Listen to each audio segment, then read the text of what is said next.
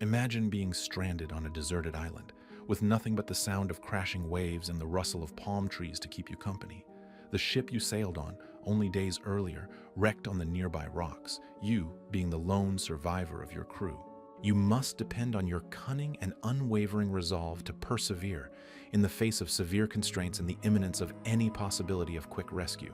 Pedro Serrano, whose remarkable life has been told for more than 450 years, found himself in this same circumstance. Come explore Pedro's incredible struggle against weather, solitude, and malnutrition with us. Given the story's antiquity, little details on Pedro Serrano's birth and early life have survived. What is known is that the Spanish sailor embarked on a journey to the New World as a crew member of a merchant ship around the middle of the 16th century, crossing the Atlantic Ocean. Unfortunately for Pedro, this journey was about to turn into a nightmare when, one night, a massive storm completely destroyed the ship he was on. Except for Pedro, all of the passengers died. He was such a strong swimmer that he made it to a tiny, deserted island far from any shipping routes off the northeastern coast of South America. Many people believe that Pedro was shipwrecked on Serenilla Bank, a little sandy atoll in the Caribbean Sea, although no one knows for sure. The following morning, Pedro came to terms with the seriousness of his predicament. There was almost no vegetation on the island, save for a sparse covering of trees and grass. The lack of fresh water on the island was the worst part, drastically reducing his odds of life. Pedro wasted no time in exploring the island and the coral reef in need of food, and he eventually found a tiny school of shellfish to eat, even if he had to eat them raw. He knew he needed a steady supply of food if he wanted to stay on the sandy atoll for the long haul, but this would only keep him going for a few days. Lucky for Pedro, he happened upon some turtles swimming close to the shore while exploring the tiny lagoon one day. Because of this, he anticipated that they would come to the coast during the night to deposit their eggs. Behind a rocky outcrop, Pedro waited in silence as evening descended, the darkness closing down around him. The atmosphere thickened with tension as the hours passed. At long last, the turtles started to crawl out of the water and onto the shore. Pedro captured and killed multiple turtles using his knife, a valuable item he had preserved from the disaster. He used the meat for sustenance and the shells to collect rainwater, a resource that was scarce but vital. Time passed. Days became weeks, and weeks became months. Without any protection from the intense heat or storms, Pedro had to make do with what little food he could find, including the shells of turtles that washed ashore and the water that collected in them when it rained. Pedro spent months trying to figure out how to light a fire, which would serve two purposes. First, to cook his food. Second, to alert passing ships that they needed assistance. Seaweed, driftwood, and wreckage littered the island's perimeter, providing an abundance of possible fuel sources. But it wouldn't have worked without flint. He could use his knife as steel, but the true test would be in locating the appropriate stone.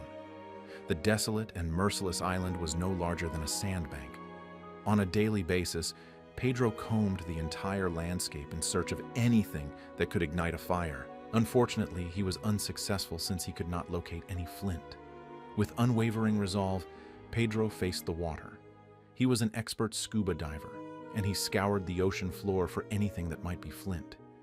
He dove innumerable times before he found two stones that felt and looked just perfect. Reviving his hope, he pulled them to shore and crushed them till a point was created.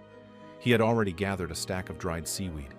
He proceeded to hit the stones with his knife using his improvised flint and steel. A spark ignited the tinder after multiple attempts. The crackling of the fire brought some relief from the oppressive darkness. It also warmed and illuminated the room. A simple pleasure that rekindled Pedro's will to survive was eating a hot meal, which he hadn't done in months.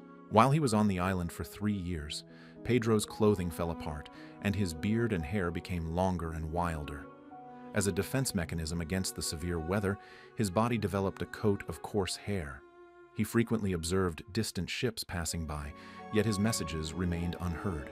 Pedro must have felt an overwhelming sense of optimism every time he caught sight of a faraway ship on the horizon, and then a crushing sense of despair every time they kept sailing without ever noticing him.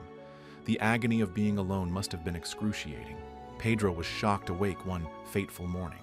As he peered through the smoke of his campfire, he caught sight of something that nearly paralyzed him, a face peering back at him. He was a fellow Spaniard, much like Pedro. He had made it to the island the night before by clinging to a piece of driftwood after being shipwrecked. They were both terrified as the guy drew near. Pedro, still untamed from his years of seclusion, was startled to encounter another human being and feared he was seeing a ghost, while the newcomer was unsettled by his unkempt and rudimentary appearance.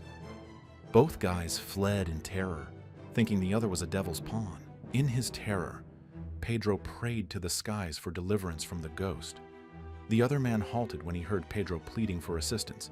He recognized the language and could feel the despair in his voice. "Brother," he yelled out, "you must not flee from my grasp. As far as I'm concerned, you must also be a Christian." Pedro and the other castaway found comfort in each other's humanity and began to establish a new routine together. Each day, they would divide up the chores of maintaining the fire, harvesting seaweed, fishing, and gathering driftwood. 2 men's strength allowed them to flip the turtle trap and capture even bigger turtles, guaranteeing a more consistent supply of food. The 2 men endured 4 more long years of watching ships go by on the horizon, their hearts breaking with each missed smoke signal. However, an unprecedented vessel ventured closer one day. The men hurriedly reloaded their signal fire, and to their relief, they were now visible. Separate from the main ship, a smaller vessel set sail toward the island. Pedro and his friend dashed across the beach in a mad dash to meet their rescuers, their emotions running wild with fear and desperation. The sailors froze in fear, fearing they had seen something hideous when they beheld 2 disheveled, hairy beings charging at them. To comfort them, though, Serrano and his colleague yelled in Spanish. It wasn't until much later that the sailors learned these weren't crazy individuals, but rather fellow Spaniards who had survived years of seclusion. The ship carrying Pedro and his friend was en route to Spain when Pedro shared the incredible story of how he had endured 7 years on a deserted island. He lost his traveling buddy on the way home, a victim of the years of adversity. After their shared ordeal, Pedro was once again alone with the memory of their fight for survival and the burden of their shared ordeal. Pedro was finally able to reunite with his family in Spain after they had thought he had perished at sea when he returned to the country after 1550. As an inspiration to the human spirit in the face of insurmountable adversity, he would spend the remainder of his life recounting his miraculous story of survival.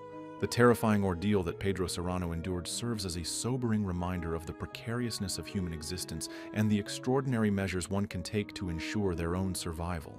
An inspiration to the human spirit to persevere in the face of insurmountable adversity, his story is preserved in Garcilaso de la Vega's The Royal Commentaries of Peru. Your continued company on our voyage into the deep is much appreciated. Subscribe for more authentic tales of human strength and adventure if this one touched you. Be safe until our paths cross again.